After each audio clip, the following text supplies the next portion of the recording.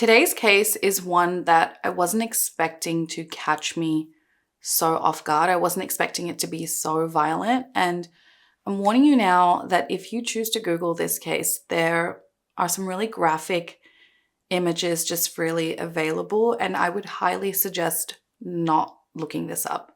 Welcome back, guys. We made it to another week. If you're new here, my name is Zara and I post true crime videos. So if you're interested in these kinds of videos, make sure to hit that subscribe button and hit the like button so I know you guys are enjoying these videos. In today's case, we are going on a vacation to the beautiful country of Thailand. And guys, Thailand is a beautiful place, amazing food, so many cool islands to visit, and brings in millions of tourists each year. But when you go on vacation, you never expect anything bad to happen, especially a murder. Well, two murders, in fact. Imagine walking along the beach and being the one to discover the bodies of two young people. This case shook the local community as well as caused a decline in tourists visiting the country for a long time. Let's jump in. This case takes place on the island of Koh Tao, which is located south in Thailand, and it is the smallest of the three most popular tourist islands on the eastern side, Koh Samui and Koh Phangan being the other two. Koh Tao gets over 500,000 tourists visiting each year, and it is especially popular with backpackers, and it's known for its marine life and scuba diving. It has over 100 hotels and resorts, and in the year 2014, the island had a population of around 5,000 locals. Then Burmese migrant workers made up a further 5,000 people, and around 2,000 of these were illegal immigrants who bribed local police by paying them 500 baht each month. These illegal workers usually live with friends on the island, making it difficult to actually identify them. And you'll see why this is important a little bit later. So let's talk about the two tourists who visited this island in September 2014. Hannah Witheridge was born on 15th October 1990 in Hemsby, England, to her parents Tony and Susan. Hannah had two sisters, Tanya and Laura, and a brother, Paul. She was described as gorgeous and intelligent. She was a young woman who made her family and friends so happy. She was known to be selfless and caring and had a bubbly and exciting personality, and she loved horses and horse riding. Hannah was extremely intelligent, and after earning a degree with first-class honors from the University of East Anglia, she was working towards a master's degree in speech and language therapy in Essex. In the summer of 2014, she planned to take the summer off to relax before she would start her master's degree. Her plan was to head to the island of Koh Tao with 3 of her friends. She was a typical young, carefree student. Her Facebook posts are full of parties and holidays, about getting messy on road trips and smiling selfies at festivals. David Miller was born in 1989 to his parents Ian and Sue and was also from England, an area called Jersey. David had a brother named Michael, and he had just finished his civil and structural engineering degree at Leeds University in June 2014. After he finished this degree, he left his home in Jersey on July 18th to attend a 6-week work placement as part of a scholarship at a mining company in Australia. After he finished this placement, he then set off to Thailand for a well-deserved vacation with 2 of his very good friends, and they were brothers, Christopher and James Ware. David was really looking forward to his time in Thailand. His family said David was an artist by temperament and very talented. He had a creative eye, he was hardworking and smart, and he had everything to look forward to in life. David was very generous with his family and friends, and they all loved him. Hannah and David arrived in Thailand in late August 2014, although at separate times. They actually did not travel together or even know each other at all before arriving in Thailand. But both Hannah and David, along with their friends, were staying at the Ocean View Bungalows, which was a small backpacker complex. It was a nice place. It was on the beach, about a 1-minute walk to Sairi Beach, which was the main beach and longest beach on the island. It was perfect for watching the sunset at one of the many beach bars and restaurants nearby, and because they stayed in the same resort, it is believed that David and Hannah's groups met here. David stayed with his friends in room K8, while Hannah stayed in room A5 with a friend, and then some other friends stayed next door in room A3. They stayed in adjoining rooms, and it's believed they met by chance, and then the groups proceeded to spend their time together in Thailand. They spent time on the beach during the day, exploring, and at night they partied. So if you didn't know, Thailand is really known for their parties. A lot of young tourists from everywhere travel here for the party environment and the extremely cheap alcohol. The neighboring island of Koh Phangan, which is famous for its full moon beach rave parties where drug taking and alcohol abuse and violence is rife, and criminals often target these young foreign tourists who are usually under the influence of something. So Koh Tao is the smallest of these 3 islands, like I mentioned before, and while there is no full moon or half moon party, as the island isn't really for hardcore partying, the parties are nowhere comparable to the massive full moon parties in Koh Phangan. However, the music, the dancing, the buckets of oversized potent cocktails are passed around just the same. But there is also plenty to do on this island if you just want to relax. The amount of tourists do have a positive impact on the Thai economy, but they also do some damage. The beautiful beaches and surrounding areas are usually filthy, polluted, and trashed with litter. The wildlife and ecosystem is impacted, and therefore regular beach cleanups are required. Hannah kept in regular contact with her family. She was always letting them know she was okay and what she was up to on the trip. David also remained in regular contact with his family on Skype during his time in Australia and then in Thailand. On September 14th, 2014, he used Skype to contact his family and described the island as paradise. And he even showed them the view from his balcony using his phone and said he was going to be snorkeling later that day. That same night, both groups decided to head out for dinner and drinks. At around 7 p.m., CCTV captures Hannah walking with her friends to Chopper's Bar and Grill, and almost an hour later, at 7:47 p.m., David is then seen walking on camera with his friends into the same bar. The group would take this photo at the bar, and Hannah can be seen at the front. She's wearing a pink top and a white skirt, and David is the second on the right in a grey t-shirt. At around midnight, Hannah and her friends left Chopper's Bar and Grill to head on to the AC nightclub. Soon after, David is seen leaving Chopper's by himself to join Hannah and her friends at that club. Some locals have claimed that David or Hannah may have gotten into an argument with one of the locals at this bar, possibly in relation to a drug called yaba. So yaba is a drug in pill form, basically methamphetamine mixed with caffeine, and you can take it orally, you can melt it on a spoon, smoke it, or even inject it. There is mixed information about them leaving the club, but it seems like Hannah and her friends left the AC club close to 4 a.m., and David and his friend Chris were seen leaving at around 12:55 a.m., stopping in a convenience store for a toasted sandwich before Chris walked back to their hotel. But again, this information is very skewed, as CCTV footage apparently shows David at 1:26 a.m. walking from the club, then returning at 2 a.m. His friend Chris claims that David told him he was going out to get some cigarettes, but another friend claimed that he ended up looking for Hannah. So they did eventually meet up and were last known to be walking to the beach together. Early the next morning at around 6 a.m., Burmese beach cleaners had begun their shift on Sairi Beach.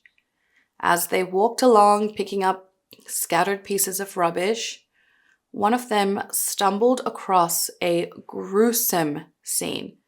Police were then immediately called. The dead bodies of David and Hannah were found semi-naked on the beach, just 30 meters away from their hotel. David was found floating in the water, and Hannah was found on the sand with the waves washing over her. David and Hannah's bodies were about 20 meters apart, and David had multiple injuries on his head, scratches on his back, and water was found in his lungs, indicating he had drowned to death. His phone and sunglasses were missing. Hannah had her top and skirt pulled up and down onto her waist and had several injuries to her head and face, and the evidence of being raped in both genitals. There was also bite marks on her right breast. There was a significant amount of blood stains and human flesh spread throughout the beach, as well as a large pool of blood on the sand. Not far from the crime scene was a pile of clothes believed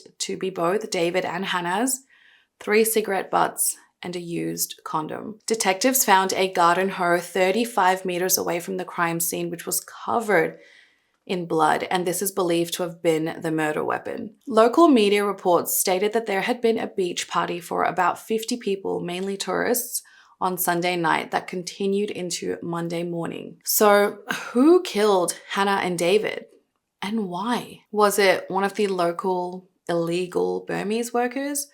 Was it an Asian man who was captured twice on CCTV footage running away from the crime scene at about 4:50 a.m.? Was it the man David or Hannah got into an altercation with at the AC nightclub? From the start, people were not happy with the handling of the case by the Thai police. The crime scene was sealed off by orange tape, but the entire scene was chaotic. There was no regulation of spectators and media on the site. There were photographers, camera crews, tourists walking pretty much all over the crime scene. There is this photo, I hope I can find it, of a woman sunbathing directly next to the crime scene. Allegedly, there was barely any police present at the scene, no officers to secure the area, ward off any crowds that would contaminate the crime scene. Also, to make matters worse, crime scene photos were leaked and shared online, which is why I'm telling you not to Google this case. This is one of the cruelest and sickest things you can do as a person. Most people who have had their loved ones murdered probably have never seen the true crime scene and, would have to imagine what happened, but to actually see your loved one in the actual crime scene with the fresh injuries is something that would scar them for life. So the people that just share it online for the world to see, it's sick. And obviously, if you've had a loved one hurt, I'm sure the family members do get to see it. But what I mean is the extended family. Like, you can't just have your whole family look at you like that. Usually it would be the parents or, the partners. But for everyone to just be able to see a victim like that, to me, is just like so messed up. I've read that there are these rescue groups in Thailand, and it is these groups that share the most vile and disgusting crime scene photos online, and the fact that you can just Google these things, to me, is wild. To give the police some slack, I guess, the area is a very tough area to secure. It's this little cove between rocks on a very crowded beach. It was a gruesome scene with lots and lots of blood, lots of evidence, and the police in Koh Tao is a pretty small team. But either way, the police is the police, and they could have done a better job. Hannah and David's family were quickly made aware of the tragedy, with David's mom hearing about the deaths on the news. Sue stated that before being told it was her son David, she already knew. She had tried to call him and sent him emails, but her worst fears were confirmed by the arrival of the police at her house. Police were extremely disorganized in the investigation as well. They were adamant that no Thai locals were involved in the murders simply because they were not capable of committing such horrific acts of violence, although many dispute this, as local newspapers tell a story of endless attacks, killings, and sexual assaults taking place. First, other backpackers were blamed, including David's friend Christopher Ware. He was linked to the crime scene due to the police believing his pants had blood on them. He was detained in Koh Tao with his brother James for questioning, but later the police released him after they determined the stains were dirt. Dirt versus blood. They were dirt. Then the blame moved on to the Thai mafia before moving on to those local illegal Burmese workers. Koh Tao is known to be run by the Thai mafia, in particular certain families who have lived in the area for many years and have run the island for decades. They control many businesses on the island and what goes in and out of Koh Tao. The Prime Minister even carelessly blamed Hannah for wearing a bikini, suggesting that if you wear a bikini, you are basically asking for it and only ugly tourists should be wearing bikinis. Basically saying that because Hannah was an attractive girl wearing a bikini, she sort of had it coming. So if you're ugly and wearing a bikini, you'll be fine. This was not a surprising remark to the locals, as is a common topic on Thai TV shows, and only a small percentage of sexual assaults in Thailand are actually reported to the police. However, in 2013, authorities recorded at least 31,866 cases of sexual violence. Few of these even led to convictions. The British media were soon to hone in on the mishandling of the entire case, highlighting the contamination of the crime scene, the lack of barriers on the crime scene and the island, and how different suspects and motives were released daily, as well as the partiality shown to local Thai suspects as compared to backpackers or migrants. Another strange part is the injuries on Hannah and David are quite different. While the police identified that bloody garden hoe that was found as the murder weapon, the injuries just don't match. David had all these small cuts all over him and then possibly a blow to the back of his head, which would have explained the amount of blood found in the sea, which would have made him knock out, which eventually led to his drowning. But Hannah, her injuries were horrific, like horrific,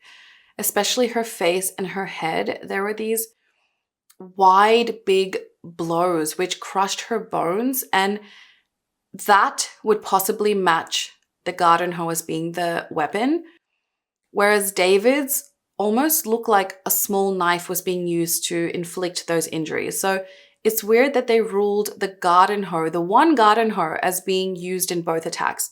And then later they claimed a wooden club was also used, which still wouldn't match the cuts found all over David. They also wouldn't confirm that Hannah was raped, just that she was sexually active the night before. Apparently, the police's favorite targets were these Burmese migrant workers, and they began rounding them up for interrogations and DNA tests. Now, the reason for this they claimed was due to CCTV footage showing an Asian-looking man pacing to and from the AC bar and later running away from Zara Beach after 4 a.m. So then get this right, the police then used that same CCTV footage claiming that Hannah and David can be seen walking hand in hand leaving the AC bar. So why was this man pacing near them?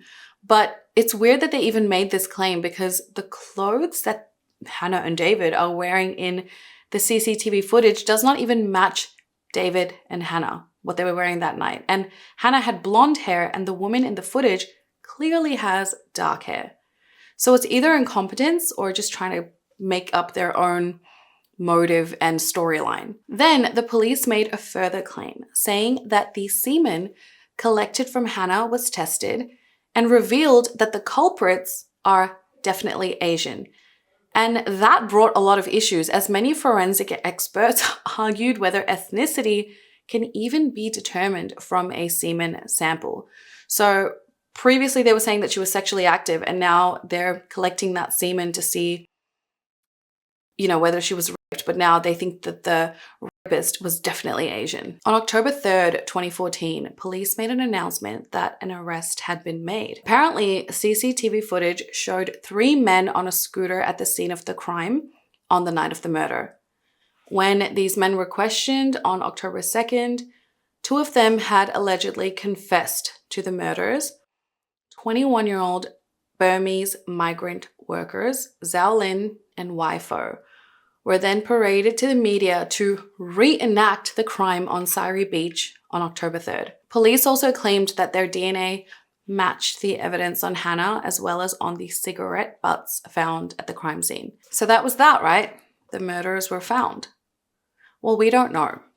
On October 21st, 2014, human rights lawyers visited Zhao and Wai in prison, and they pled with these lawyers and kept telling them they were innocent, and they were forced to confess by police officers and interpreters who beat them while they were being interrogated, that they were beat prior to the confession as well as after. This whole case was going nowhere, so between October and November 2014, the UK dispatched a team of detectives to follow up with this investigation after the human rights lawyers raised concerns over the handling of the case by the Thai police. Evidence showed that there was no CCTV footage of David and Hannah leaving the AC club through the front exit. So it's likely that they exited through the back and then walked along Zara Beach. Then footage showed 3 men, 2 being Zhao and Wei, buying cigarettes and beer from the 7-Eleven nearby, and then they rode in the direction towards the crime scene. It is possible that Hannah shared a cigarette with the men. It's unclear, but DNA evidence found on the outside of the used condom did match Hannah, so someone used it on Hannah. Wei and Zhao apparently confessed to both raping Hannah, then murdering the couple. They stated they were driven by a desire to rape the victim following sexual arousal when they saw Hannah and David kissing on the beach. They then allegedly took David's phone and gave it to a friend named Ren Ren, and apparently David's phone was found smashed and broken in Ren Ren's backyard. This is also unclear, as media had reported that David's phone was handed into police by his friends, but then I read in some other articles that it was Hannah's phone that was handed in and not David's. The third man on the motorcycle in the CCTV footage, his name was Mau Mau, and he claims he drove Zhao's motorcycle to his girlfriend's house and then left Wei and Zhao at Zara Beach before the murders. And when he returned home, he found both of the men asleep at his place. During the trial, the police's actions were really put into question, especially when they forced the suspects to reenact the murder in front of the media. This was condemned by legal experts as prejudicing a fair hearing. After Wei and Zhao retracted their confessions, they alleged that the police had beaten them, left them naked in a freezing room, and threatened them with electrocution and death. The National Police Chief denied that torture was ever involved in the confessions. The Human Rights Commission tried to investigate these torture allegations, but the police representatives failed to show up for all 4 meetings. So that obviously doesn't look good on them. The 18-day trial started on July 8th, 2015, and Wei and Zhao were defended by pro bono lawyers. The prosecution relied mainly on the police findings and mainly the DNA evidence that Wei and Zhao stumbled upon Hannah and David in that cove on Zara Beach, that they argued, and then the 2 men used the garden hoe they found on the beach to attack David, hit him multiple times, knocking him out. They then turned their gaze onto Hannah, used the same garden hoe to knock her unconscious before they took turns raping her. They then used the garden hoe to kill her by striking her in the head and the face. The defense argued that the entire investigation was so botched and excessive force, coercion, and intimidation was used to gain these confessions from Wei and Zhao. They also claimed that Wei and Zhao were targeted and used as scapegoats to blame for this crime, as they were vulnerable, being illegal migrant workers. They said that on that night, Wei and Zhao went swimming on Zara Beach, and on their way home to Mau Mau's, they found David's phone on the beach, so they kept it. The defense also argued that the DNA found on the murder weapon did not match Wei and Zhao, and disputed that their DNA was even found on Hannah. So following this claim, the DNA had to be retested. And the police claimed that the DNA from Hannah was used up, so they had to test the remaining DNA from the garden hoe. So 2 DNA profiles were found. 1 was David's. The results showed that the other DNA profiles did not match Wei and Zhao's. Prosecutors, however, said that the DNA from the cigarette butts, which were found 20 meters away from the crime scene, by the way, a condom, and the bodies of the victims linked Wei and Zhao to their deaths. But how is DNA even being used credibly when the entire crime scene was contaminated? Despite all these issues, on 24th December 2015, Zhao and Wei were found guilty of murdering Hannah and David by the 3 judges and were sentenced to death. Wei was also convicted of theft for stealing David's phone and sunglasses. They were both also charged with entering the country illegally. Their families vowed to appeal the judgment, however, the sentence was upheld in 2020. The entire case was met with a lot of scrutiny and judgment for the way in which every single aspect was handled. Many people believe Wei and Zhao were innocent,